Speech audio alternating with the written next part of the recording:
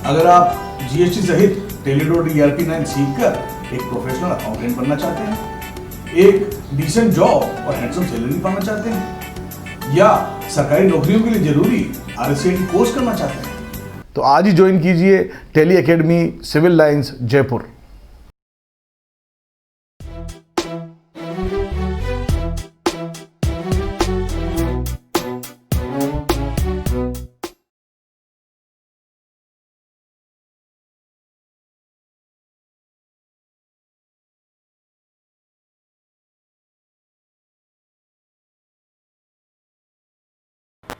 नमस्कार, मैं हूं जॉर्ज ग्रोवर और हम अकाउंटिंग के लिए टैली सॉफ्टवेयर के उपयोग के बारे में सीख रहे हैं। अकाउंटिंग को फाइनेंशियल अकाउंटिंग भी कहा जाता है।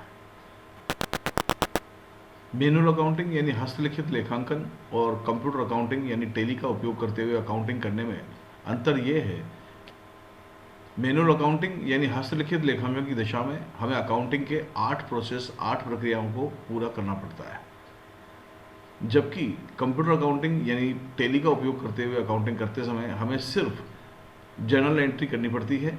टैली स्वयं जर्नल एंट्री के आधार पर लेजर पोस्टिंग करता है, प्रत्येक खाते का बैलेंस निकालता है, बैलेंसेस के आधार पर ट्रायल बैलेंस यानी तलपट बनाता है, तलपट के आधार पर trading account, profit and loss account और बैलेंस शीट बनाता है, और अंत में बैलेंस शीट में दिए गए बैलेंसेस को अगले साल में कैरी फॉरवर्ड करके ले जाता है, जिसे हम ओपनिंग बैलेंसेस कहते हैं।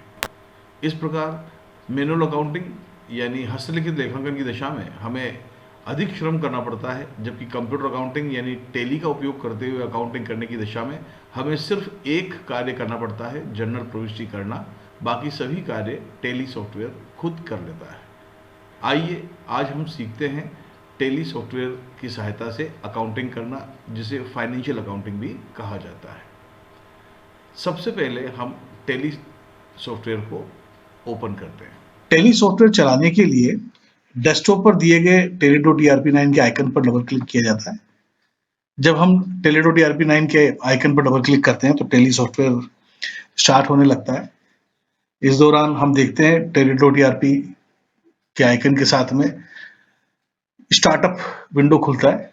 अगर आपने लाइसेंस खरीद रखा है तो आप टैली जो है लाइसेंस्ड वर्जन इस्तेमाल कर सकते हैं। फिलहाल हम एजुकेशनल वर्जन में काम करने का कर रहे हैं। तो एजुकेशनल मोड में अगर आपको काम करना है, आपके पास लाइसेंस नहीं है, तो आप क्या करें कि जब ये स्टार्टअप का विंडो, स्टार्टअप की स्क्रीन आ जाती है जिसमें स्टार्टअप लिखा हुआ है, तो आप कीबोर्ड पर दिए गए एस्केप बटन को दबाएं। ESC नाम का एक बटन होता है कीबोर्ड पर लेफ्ट साइड में सबसे टॉप पर, तो आप उसको 2 बार प्रेस कर दें।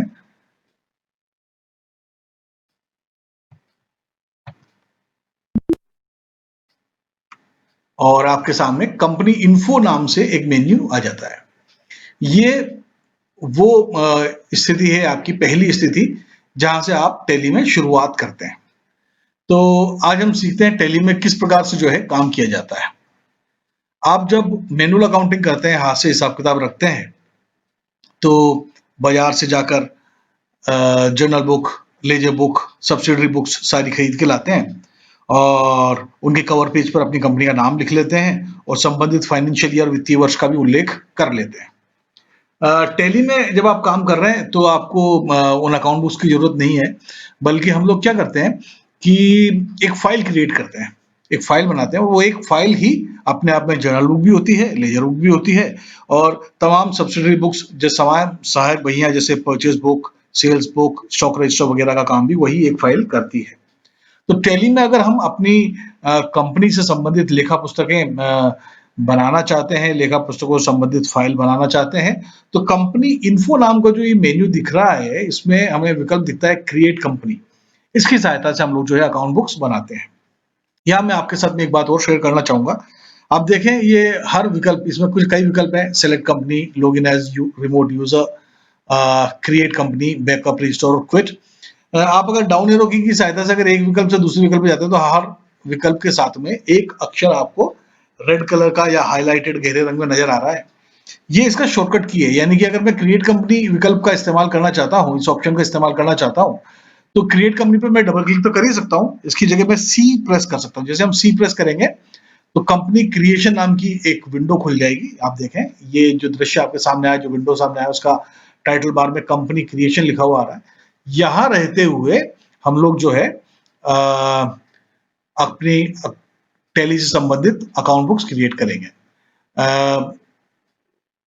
शॉर्टकट में या एक सारांश में हम सीख लेते हैं। जिस कंपनी के लिए आप अकाउंट बुक्स बना रहे हैं, जैसे मान लो टैली एकेडमी के लिए बना रहे हैं, तो उस कंपनी का नाम हम जो है टाइप कर देंगे नेम के अगेंस्ट। मान लें हमारी संस्था का नाम टैली एकेडमी है, जिसके लिए हम अकाउंट बुक्स मेंटेन कर रहे हैं। उसके बाद में एंटर प्रेस कर दें। मेलिंग नेम के सामने भी सेम नेम रहने देंगे। एड्रेस के अंदर मैं अभी जयपुर लिख रहा हूँ, आप चाहे तो लंबा एड्रेस भी लिख सकते हैं, मल्टीपल लाइन्स आपको मिलती हैं। इंडिया हमने कंट्री के अगेंस्ट चुना, स्टेट में राजस्थान चुन लिया, pin code number, phone number वगैरह भी आप दे सकते हैं, वेबसाइट वगैरह भी ऑप्शनल है, आप चाहे तो दें चाहे तो नहीं दें। और फाइनेंशियल ईयर फ्रॉम मैं यहाँ शुरू कर रहा हूँ 1/4/2019 से, कि हमारा जो है वित्तीय वर्ष 1/4/2019 को शुरू हुआ और बुक्स भी हमारी शुरू हुई। बाकी सब विकल्पों को यथावत रखते हुए आप एंटर एंटर एंटर प्रेस कर दें। लास्ट में वो एक्सेप्ट विकल्प आता है, यहाँ आप वाई प्रेस कर सकते हैं, एंटर दबा सकते हैं, या इस यस पे भी क्लिक कर सकते हैं। मैं वाई प्रेस कर रहा हूँ और इस प्रकार आपकी जो है अकाउंट बुक्स तैयार हो जाती हैं टैली के अंदर। न केवल तैयार हो जाती हैं, बल्कि इन कंपनी इन्फो की जगह गेटवे ऑफ टैली नाम का स्क्रीन आपको दिखता है, यानी आपकी अकाउंट बुक्स न केवल बन गई हैं बल्कि खुल भी गई हैं। ये स्थिति में अगर हम आगे, इस स्थिति में हम आगे, तो इसका मतलब हमने हमारे टैली में जो है अपने लिए अकाउंट बुक्स तैयार कर ली हैं। अब हम पहला चरण पूरा कर चुके हैं। हमारी कंपनी का नाम हम देख रहे हैं, नेम ऑफ कंपनी विकल्प के साथ में दिख रहा है। डेट ऑफ लास्ट एंट्री के सामने नो वाउचर्स एंटर्ड लिखा हुआ है, क्योंकि हमने अब तक कोई एंट्री नहीं की है। क्योंकि अभी तक हमने कोई भी एंट्री नहीं की है, तो करंट डेट के सामने 1 अप्रैल 2019 ही प्रदर्शित होगा, जो कि फाइनेंशियल ईयर की प्रथम तिथि है, पहली तारीख है। करंट पीरियड के सामने आपको पूरा फाइनेंशियल ईयर नजर आता है, यानी आपका फाइनेंशियल ईयर वित्तीय वर्ष शुरू हो रहा है 1 अप्रैल 2019 से, तो खत्म हो रहा है 31/3/2020 को। ये 31/3/2020 की तिथि टैली स्वयं ले आता है। स्क्रीन पर दाईं ओर देखें तो गेटवे ऑफ टैली लिखा हुआ नजर आता है और इसमें हमें कुछ विकल्प नजर आ रहे हैं, मास्टर्स, ट्रांजैक्शंस, यूटिलिटीज और रिपोर्ट्स। गेटवे ऑफ टैली की विंडो में रहते हुए हमें F11 यानी फीचर्स और F12 यानी कॉन्फ़िगर विकल्पों की सहायता से कुछ सेटिंग्स करनी पड़ती हैं। इनके बारे में अब हम बात करेंगे। टैली में अकाउंट्स दो तरह से मेंटेन किए जा सकते हैं। पहला है अकाउंट्स ओनली और दूसरा है accounts with inventory. Accounts only की दिशा में बेसिक अकाउंटिंग यानी फाइनेंशियल अकाउंटिंग की सुविधा मिलती है, जबकि अकाउंट्स विद इन्वेंट्री की दिशा में आप अकाउंट्स के साथ साथ इन्वेंट्री डिटेल्स को भी मेंटेन कर सकते हैं। इन्वेंट्री डिटेल्स का मतलब है जब आप क्रय कर रहे हैं, परचेज कर रहे हैं, तो कौन कौन सा आइटम आपने क्रय किया, इसका विवरण आप रख सकते हैं। जब आप बेच रहे हैं तो कौन कौन सा आइटम आपने बेचा, कितनी मात्रा में बेचा, किस दर से बेचा, इसका विवरण भी आप अकाउंट्स के साथ साथ दर्ज कर सकते हैं।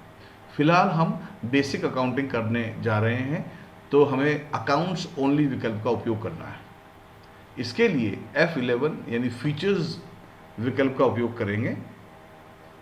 जैसे ही हम F11 बटन प्रेस करते हैं, हमारे सामने कंपनी फीचर्स करके विकल्प नज़र आता है और इसमें पहला विकल्प दिया हुआ है अकाउंटिंग फीचर्स।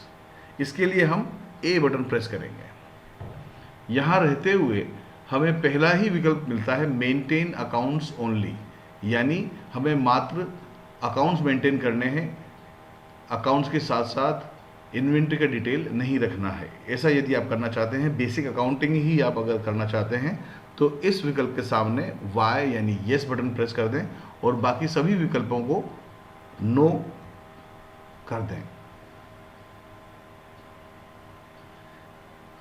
आगे बढ़ने के लिए हम एंटर बटन प्रेस कर रहे हैं और पिछले विकल्प पर वापस जाने के लिए बैक स्पेस का उपयोग करते हैं।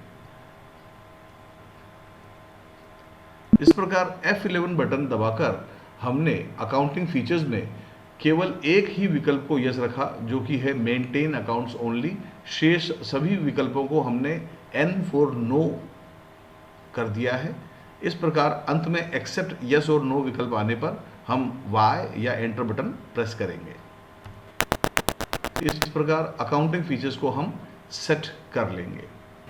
कंपनी फीचर्स की विंडो से गेटवे ऑफ टैली की विंडो में जाने के लिए एस्केप बटन का उपयोग किया जाता है। इस प्रकार हम फिर से गेटवे ऑफ टैली वाली विंडो में आ गए हैं, जहां हमें मास्टर्स विकल्प नज़र आ रहा है। और क्योंकि हमने अकाउंट्स ओनली विकल्प चुन लिया है तो हमें मास्टर्स में अकाउंट्स इन्फो ही नज़र आ रहा है। इन्वेंट्री इन्फो जो कि पहले नज़र आ रहा था अब नज़र नहीं आ रहा है। एस्केप बटन दबाने से हम फिर से गेटवे ऑफ टैली की विंडो में आ जाते हैं। यदि हम यहाँ एस्केप बटन दबा दें तो ये क्विट करके विकल्प आपके सामने आता है।